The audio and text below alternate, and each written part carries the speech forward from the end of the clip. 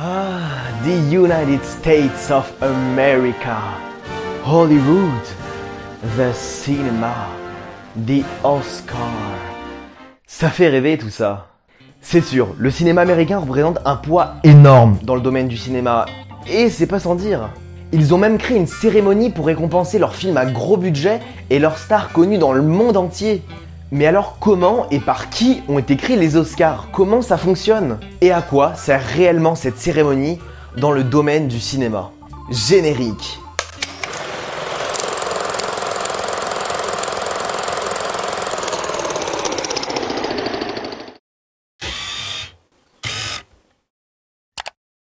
Les strass et les paillettes, les centaines de stars en costume et en robe de grands couturiers. Le public grandiose, les millions de téléspectateurs attendant patiemment le dépouillement des enveloppes. C'est ça les Oscars. Enfin, ça n'a pas toujours été le cas. En effet, nous allons remonter 92 ans plus tôt, le 16 mai 1929 à l'hôtel Roosevelt. À Hollywood, pendant une soirée privée, la cérémonie s'est déroulée devant 250 personnes en train de manger, n'a été rediffusée ni à la télé, ni à la radio, et a duré 15 minutes. Ouais, pas folichon tout ça. 12 trophées avaient été remis, ce qui n'est pas grand chose comparé aux 25 actuellement. Bref, cette cérémonie ne servait à rien. La première retransmission TV va être en 1953 avec un vrai combat de droit entre la NBC et la ABC qui va durer plusieurs années. Aujourd'hui, elle se déroule à Hollywood, dure plusieurs heures, leur coûte environ 30 millions de dollars et est suivie par 45 millions de spectateurs. Même si cette année on était plus à 23 millions. Ils remettent les enveloppes, font des petites blagues et dénoncent des points importants. Les stars sont contentes, papotent dans le micro, pas plus de 45 secondes sinon ils coupent le micro et lancent l'orchestre. J'aimerais remercier ma femme et mes enfants qui m'ont suivi pendant tout ce périple et tout. Et tout se passe bien.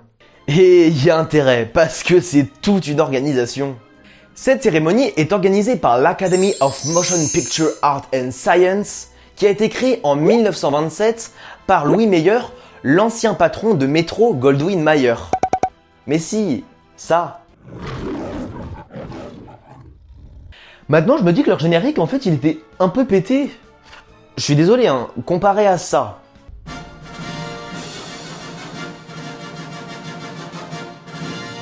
Ou ça.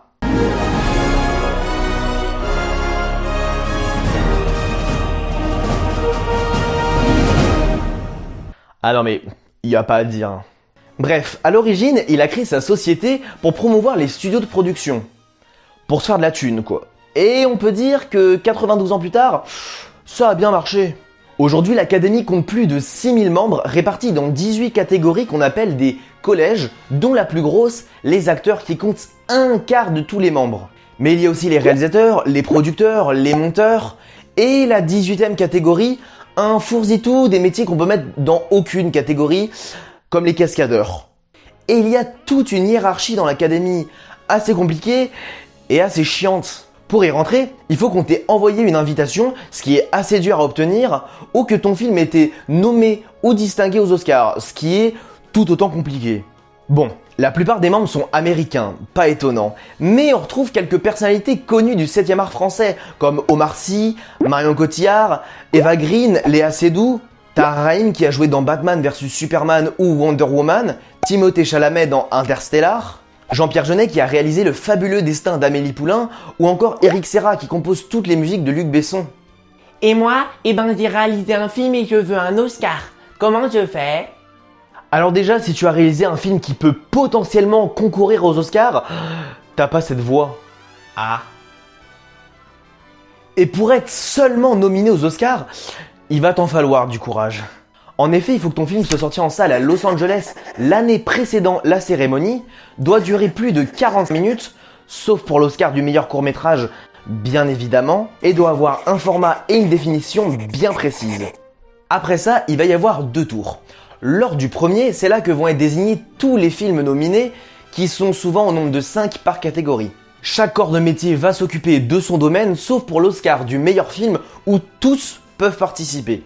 Chaque participant a 2 semaines pour envoyer ses votes, et lors du deuxième tour, qui se passe 1 semaine avant le début de la cérémonie, on va désigner les distingués. Et cette fois-ci, tout le monde vote pour toutes les catégories. Et pour être sûr que chacun ait vu tous les films nominés, l'Académie va organiser spécialement des séances de ciné gratos, et chacun va recevoir dans leur boîte aux lettres, enfin, je suis pas sûr que ça rentre, un coffret complet de tous les films nominés. Ah ouais, mais ils se font pas chier les mecs, hein. Et maintenant, place à la présentation du trophy. 34 cm de hauteur, avec un poids de 3 kg, une des plus grandes distinctions du cinéma, dessinée par le cofondateur de l'Académie et responsable artistique du Lion Rugissant, représentant un chevalier tenant une épée sur une bobine de fil, fait d'un alliage un peu trop compliqué à expliquer parce qu'on n'est pas en physique-chimie, et plaqué or 24 carats, pour un prix exorbitant de 850 $. Eh ben tu vois, je m'attendais à plus venant du cinéma américain. Il faut savoir que ce prix est une estimation, parce que chaque personne qui remporte le trophée signe un accord qui l'interdit de le vendre. Donc messieurs, mesdames, toutes les distinctions que vous avez achetées sur eBay en pensant que c'était des officiels, eh ben c'est des fausses. Et pourquoi Oscar ?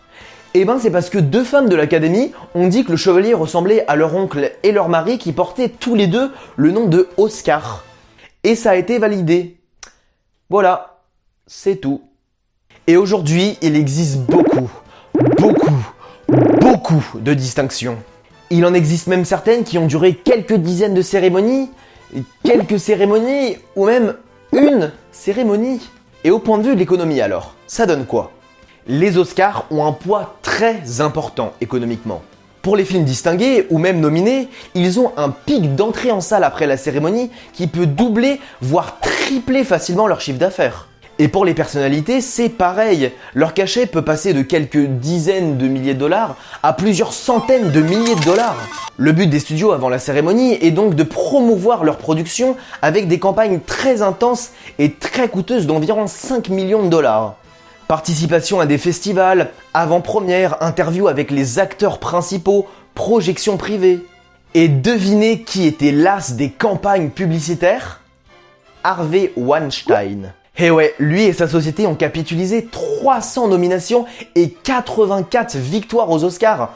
Comme quoi, c'était un bon manipulateur et magouilleur dans tous les domaines. Dans le palmarès des nominations, on retrouve Ben-Hur, Titanic et Le Seigneur des Anneaux, Le Retour du Roi. 3 films qui ont remporté le Big Five, c'est-à-dire l'Oscar du meilleur film, du meilleur réalisateur, de meilleur acteur, de la meilleure actrice et du meilleur scénario. New York-Miami, Vol au-dessus d'un nid de coucou et Le Silence des agneaux. Katharine Hepburn est l'actrice la plus récompensée dans la catégorie meilleure actrice, Daniel Day-Lewis dans la catégorie meilleur acteur et John Ford dans la catégorie meilleur réalisateur. Enfin, la société Walt Disney a remporté 22 récompenses et 4 Oscars d'honneur. Voilà pour les catégories principales, il y aurait beaucoup plus à dire, mais la vidéo durerait 1 heure.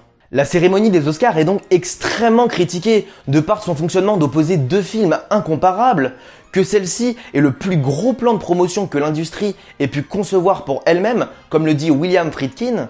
De la part de certains journaux, la cérémonie sert seulement à célébrer les victoires d'un marketing conquérant, laissant à la trappe les productions les moins médiatisées et reléguant le 7e art à un rôle de figurant.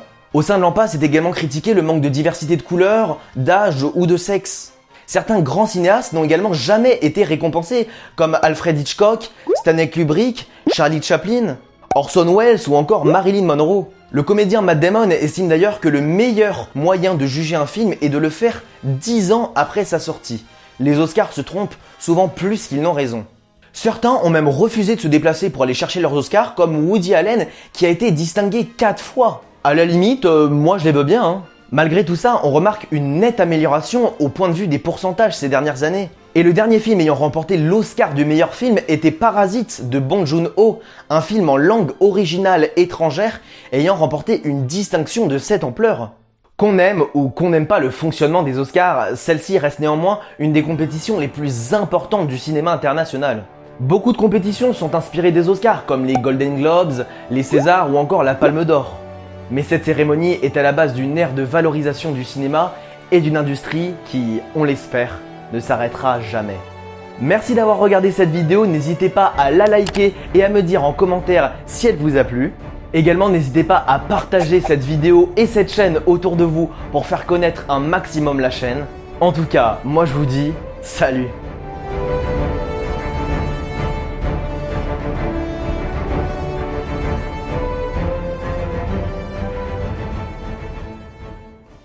Et coupé.